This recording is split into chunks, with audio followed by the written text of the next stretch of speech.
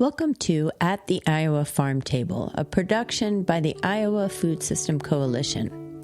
I'm Beth Hoffman. Today's story is about Rob Faux, a communication manager for the Pesticide Action and Agroecology Network, known as PAN, and a small-scale farmer in northeast Iowa. Faux has a whopper of a personal story that's made him who he is today. He's an advocate for better pesticide laws and educates the public on their use. Most recently, he's been heavily involved here in Iowa trying to defeat a bill that's popping up in states around the country and at the federal level, too. It's a law that would prohibit lawsuits about pesticides, even if companies fail to disclose information on their labels. But let's start with Fox's story. In 2012, he was a small-scale farmer in northeast Iowa. So to build the story for you so you can understand exactly how much this hurt, neither of us grew up on a farm. We started in 2004, and part of that was we just saw a need for local foods. It's a steep learning curve to try and figure out how do you do all these things. All the things included growing organic fruits and vegetables, from asparagus to zucchini, plus chickens and turkeys. They also did community-supported agriculture, or CSA shares.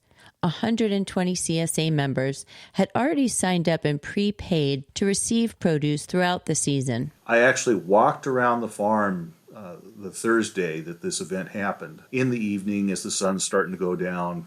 And I remember walking around and thinking to myself, we have finally figured this out. We are finally achieving what we need to achieve as farmers on this farm. Isn't that wonderful to have that feeling? Like I'm no longer an imposter. I'm actually a professional grower, and I'm doing a pretty decent job of it.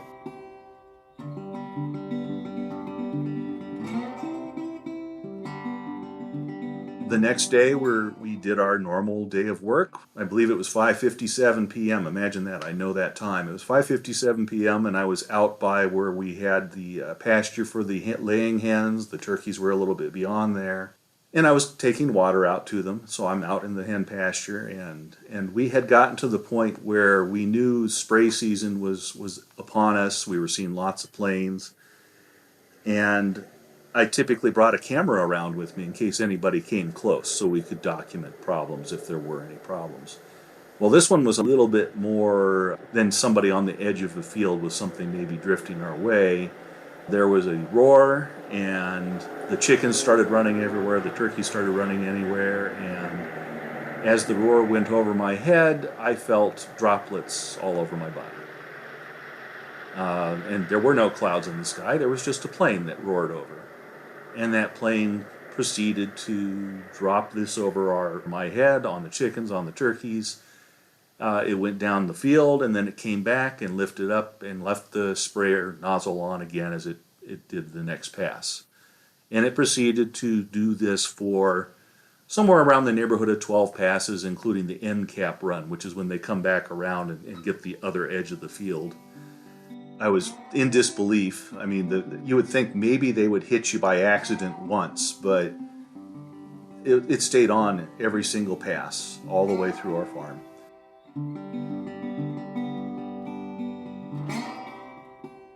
And what's the first thing you do after that? The first call we made was to a doctor and said, what do we do? I am drenched in chemicals. And the doctor's like, well, do you know what it was? Well, in our state, nobody contacts folks who live near a field and say, this is what we're going to spray. They just do it. So it's like, of course I don't know. Nobody warned us that was happening. So the doctor just said, well, you need to take a shower. And I'm like, okay, how long? At least half an hour. Take a shower for at least half an hour. Drink lots of water, flush your system. The net result was, of course, is I still got sick. I had some breathing problems. The other side effect of one of the chemicals was that it tends to make you more susceptible to sunburn. Sure enough, the first day I was outside, I had suntan lotion on. I was out for half an hour, and I already had a sunburn. There were other medical issues, too, which we'll get back to in a minute. As Faux mentioned earlier, he had to supply produce to the 120 CSA members. But if your vegetables get sprayed with pesticide, you can't just wash them off. The chemicals sprayed on a corn crop, for example, cannot legally be sprayed ever on food people eat. Think about this. The issue here is somebody else sprayed our farm.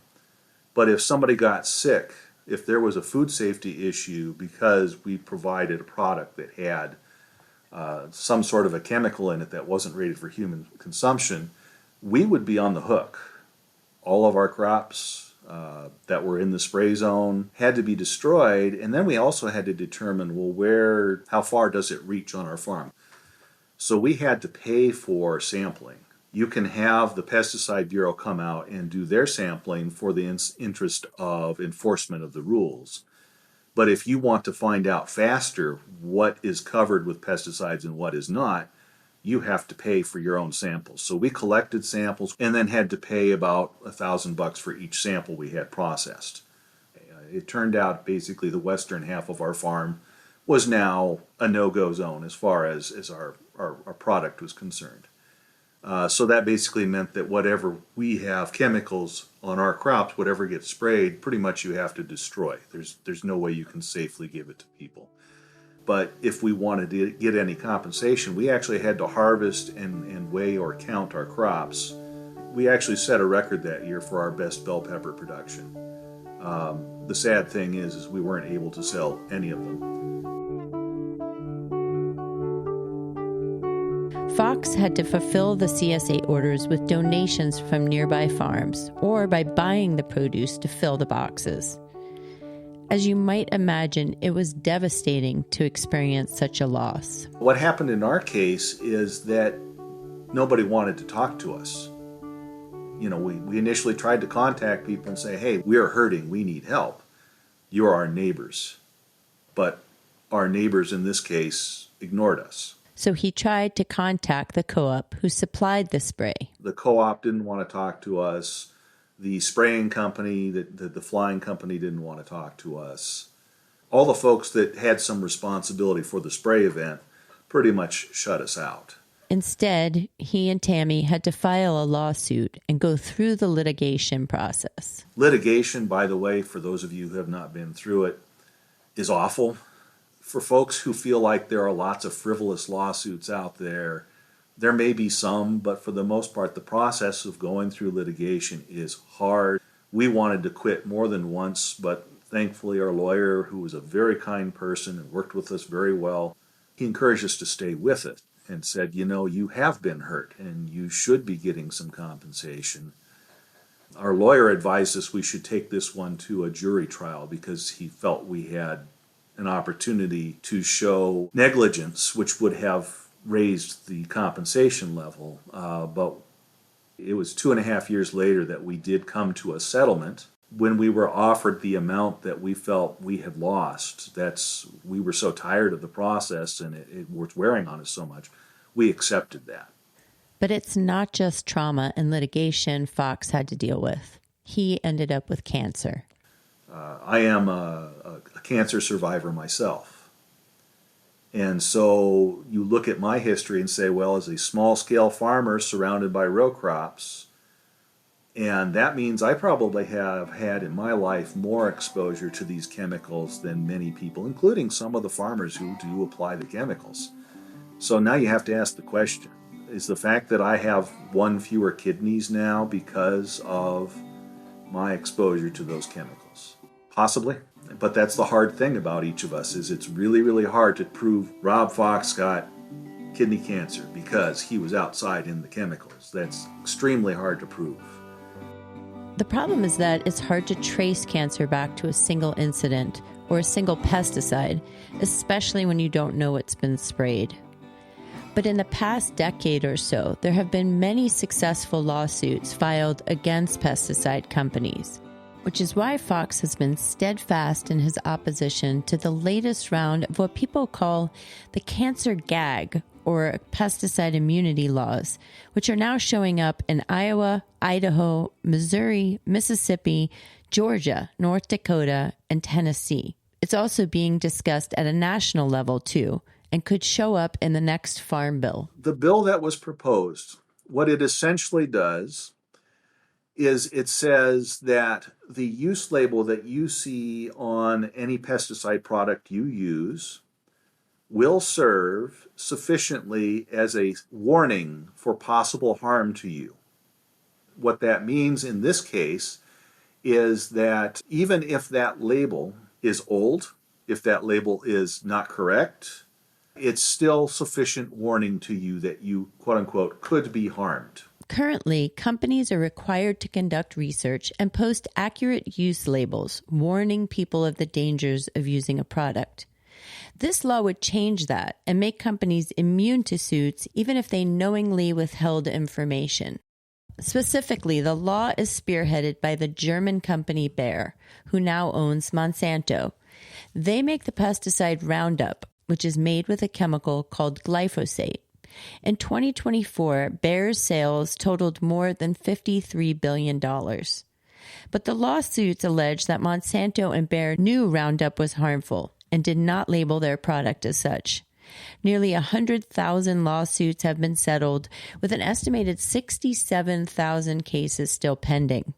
It's cost the company more than $11 billion at this point, and the end of the suits is nowhere in sight, unless the company changes the products or can stop their liability for the products they make. They made bad decisions, and those bad decisions put them in a situation where the label was wrong and people got sick. And then Monsanto, of course, is being held responsible for this.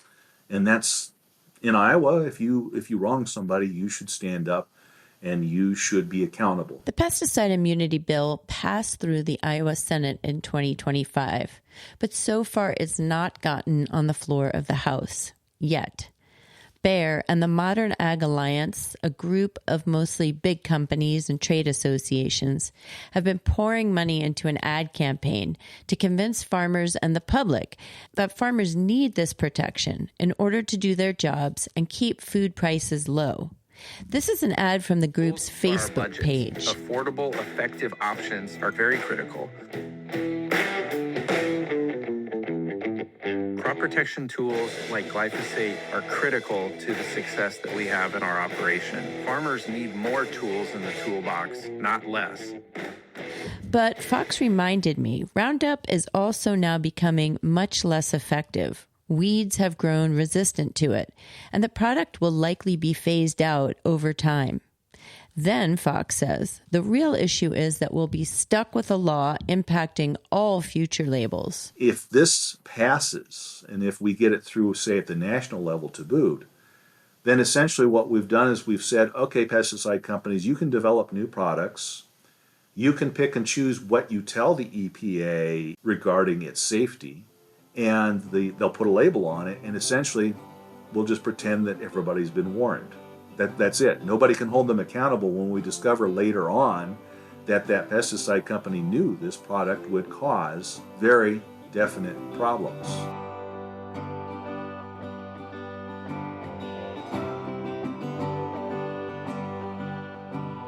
It struck me how I listened to Fox, how pesticides are politically not a dividing point.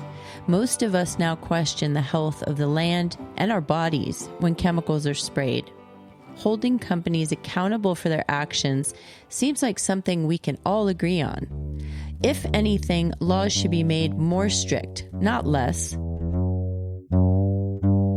The Iowa Food System Coalition hopes you will join in the fight against the pesticide immunity bill and any other state or federal legislation giving pesticide companies immunity. The Pesticide Action and Agroecology Network is a great place to look for information, and you can sign up for our coalition newsletter too online to find out more about this situation and many others we're tracking. But above all, be sure to contact your congresspeople. Make your opinions known. We'll link to the handy Find Your Legislator webpage in our notes, or Google to find out your legislators in your state. You've been listening to At the Iowa Farm Table with Beth Hoffman. This is a production of the Iowa Food System Coalition. A very sincere thanks to Rob Faux for sharing his story and wisdom. Chris Schwartz and Lobo Loco wrote the music. Mallory DeVries is the editor. Thanks for listening.